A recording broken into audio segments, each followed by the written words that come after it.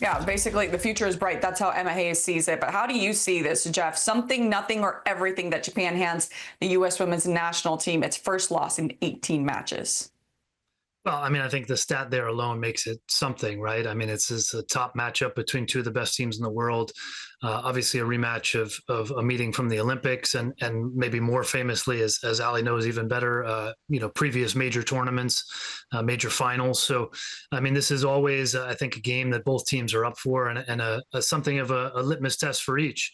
Obviously, the context being, what we just discussed, what Ali just mentioned, and what Emma Hayes just touched on in that sound there, which is, this wasn't the U.S. team from the Olympics even, less than a year ago. This wasn't a full strength U.S. team. And not even that as, that's not to make an excuse, but this is a U.S. team that's undergoing this generational transition. And Emma Hayes used this tournament very intentionally to give out first caps, to try inexperienced players, to try different combinations. We saw the first time in 25 years that a lineup changed in its entirety, all 11 players from one game to the next. So I think that context alone tells you maybe she was willing to sacrifice this tournament for the long haul toward the 2027 World Cup. So it's not a game where, a World Cup is 3-4 months out and you say, hey, here's major problems. This is, I think, what we expected. It's a game 2+ years out from a World Cup for a team that is very much experimenting, at least as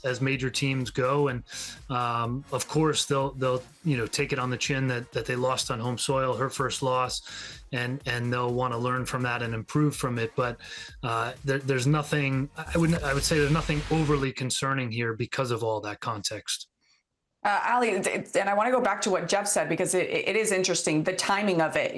There's still a ways to go. There's still time to work on it. How do you feel that Emma approached this tournament in hopes of development for the future, a word that she used a lot there in the press conference?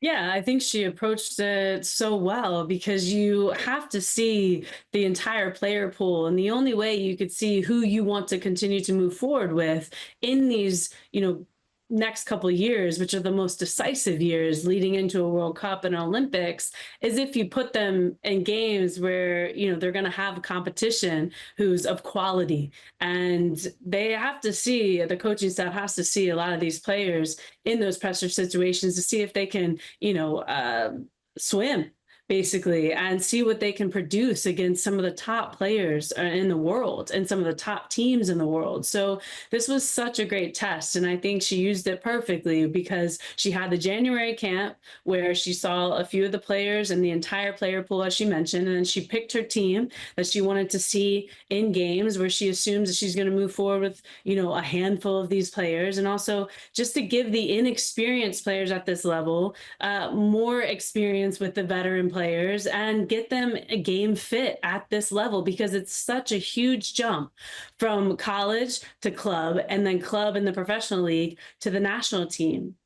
And you can't see that until you're actually put into a game and forced to play in it and kind of thrown into the fire. And then you have to see who is going to survive. And so this is a great opportunity for a lot of these players who I guarantee you are just, licking their chops, ready to go and take the opportunity when given. So she used this perfectly. Obviously, the goal is to win, right? Every game for the national team, every tournament that you're involved in. But because it's a quieter year, like you mentioned, and Jeff had spoken about as well, you have time to really see this development through and also get everybody on board with the new tactics and the principles and, everyone's roles and responsibilities. We speak about it almost every show with Emma Hayes and implementing this new phase. And she wants to close the gap, like she has spoken about, from the youth teams to the senior team, just like a Japan, which we perfectly saw the outcome of that, where you put in the foundation in Japan's youth team, and they know exactly how the style is throughout their youth programs and their youth teams. And then they finally get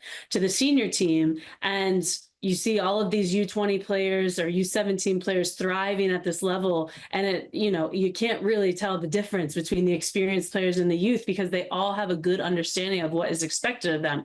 That is what Emma Hayes is hoping to do now with the national team. Yeah, and that's interesting, taking notes. And this isn't something that I'm saying that is completely new, right? You learn more from your losses than you do your wins. And Japan certainly took their notes before coming into this game. As for what we saw from Japan, and Ali just mentioned a little bit of this mentality that they have now going into this game, but specifically, Jeff, how were they able to counter Emma Hayes' game plan?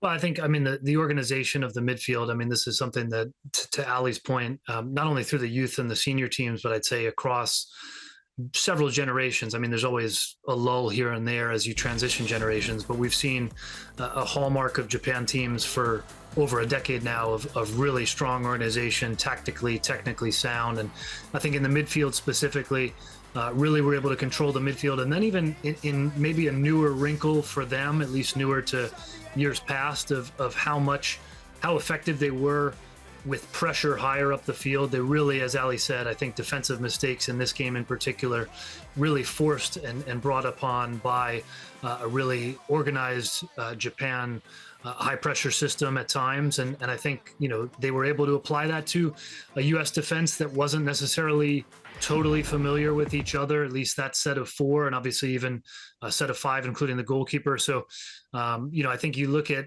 how Japan pressured the U.S. into mistakes. I mean, the first half in particular, as I watched it making notes, I mean, nearly a dozen unforced errors just trying to play out of the back for the U.S., right? And that's not for lack of skill from a U.S. defender. These are talented players. That is organized Japan closing off lanes, forcing poor passes, forcing lateral dangerous passes. And they were really able to do that very high up the field in a way that made a relatively green U.S. back line uncomfortable.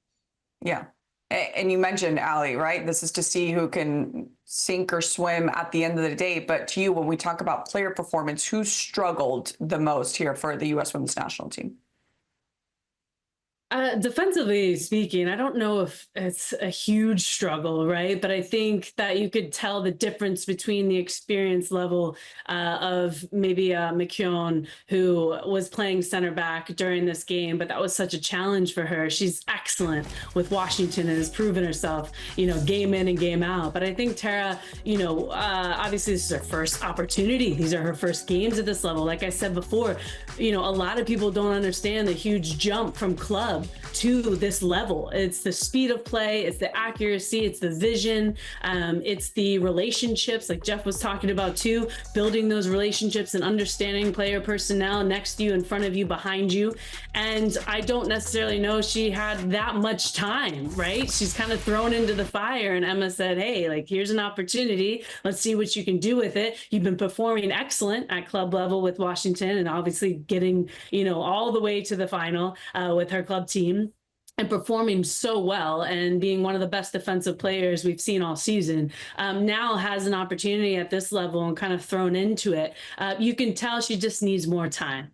Right. And I think everyone with that mix, like Jeff hit on too, with those four, you could tell that they haven't consistently played together. Usually when you build up to a World Cup and an Olympic tournament, you have consistency with the back line, and you are able to be playing and building those relationships, that communication, that, constant connection with each other, I should say. And that is so important going into a big tournament. And so they didn't have that here. And you could tell, but on the other hand, Japan did have effective pressing, and they disrupted so many passes in order for U.S. to struggle building out of the back. So it wasn't just her. It's not singling her out, but you can tell that there's she's just an example of just the inexperience that you have when you're thrown into some tournament like this in your first few opportunities playing for your nation. Yeah, and she's someone who's so young, has so much time, as you said, Ali. And I see Tara McKeown, and I just remember her sacrificing, not going to her sister's wedding to be there in the most important moment for Washington Spirit. So she knows clearly how to make a sacrifice, and she does it at the club level, just looking to do it now on the national team level. Jeff, did you see her struggle as well? Do you have another player in mind that you wish you would have seen a little bit more from?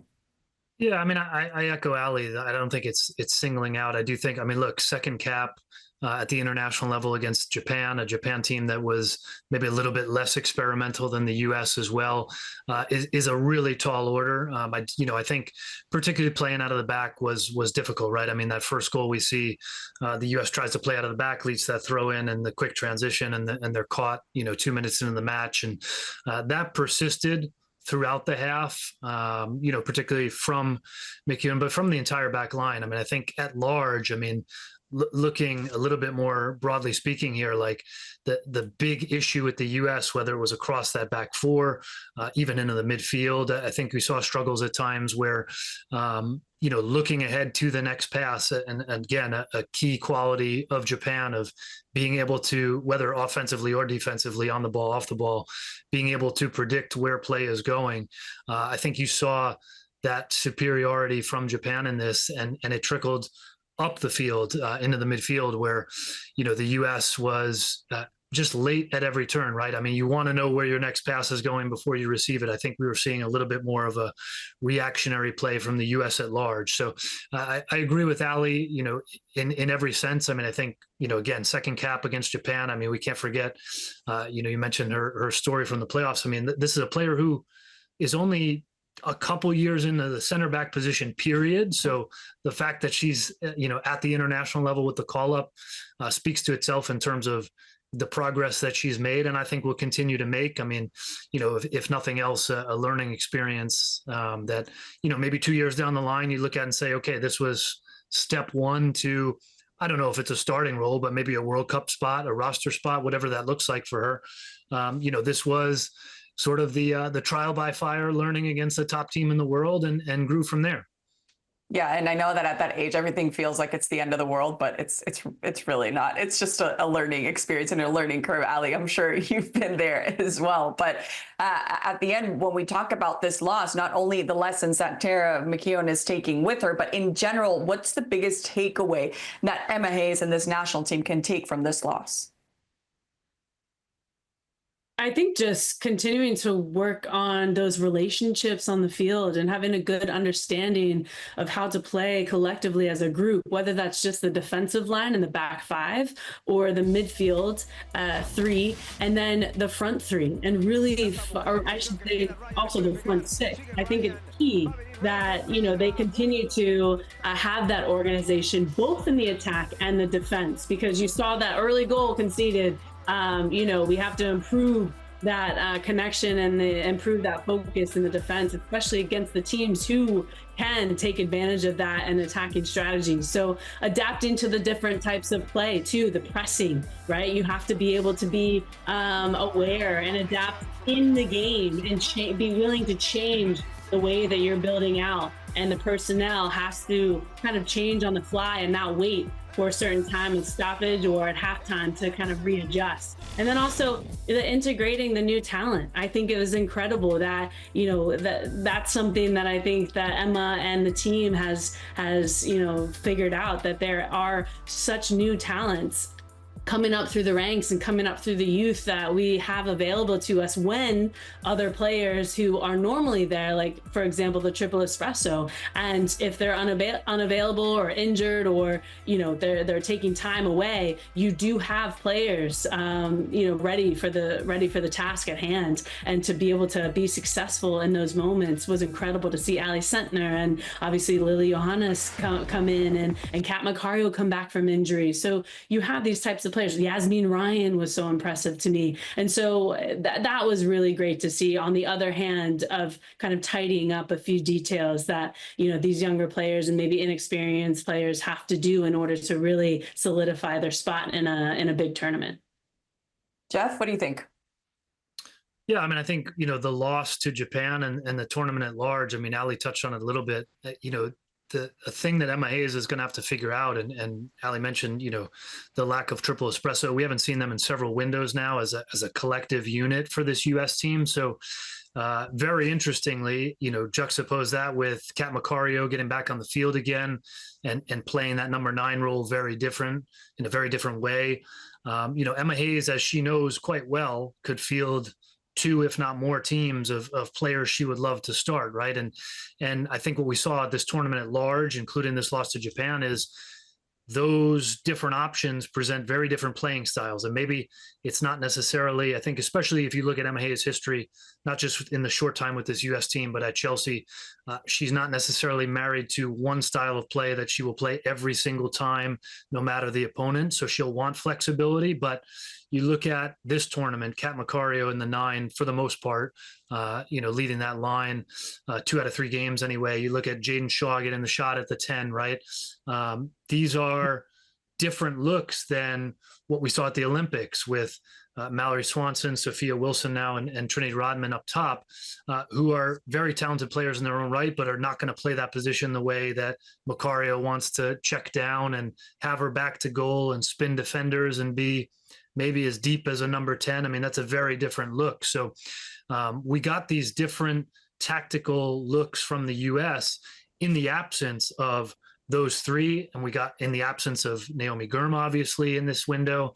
So, I think that this tournament was very interesting, not only for individual talent assessment, but to look at the US and say, okay, this is a different way that they could play. Is it necessarily better or worse? Maybe depends on the opponent, but I think there's some tough decisions for Emma Hayes to make in the long haul here, because she's going to want Kat Macario on the field. She's going to want all of the triple espresso on the field. She's going to want Jaden Shaw on the field. I don't know necessarily how you get all of them on the field in their ideal position. So I think this tournament gave us a glimpse of what some of maybe that rotation could look like. Yeah, it's a great problem that Emma Hayes has that any coach would welcome. And if there are any fires around what this loss was, it's a simple lighter that Emma Hayes just has to take her thumb off of the lighter. That's simply what it is here for the U.S. women's national team. Although it was a big moment here for Japan, we do not obviously want to take that away.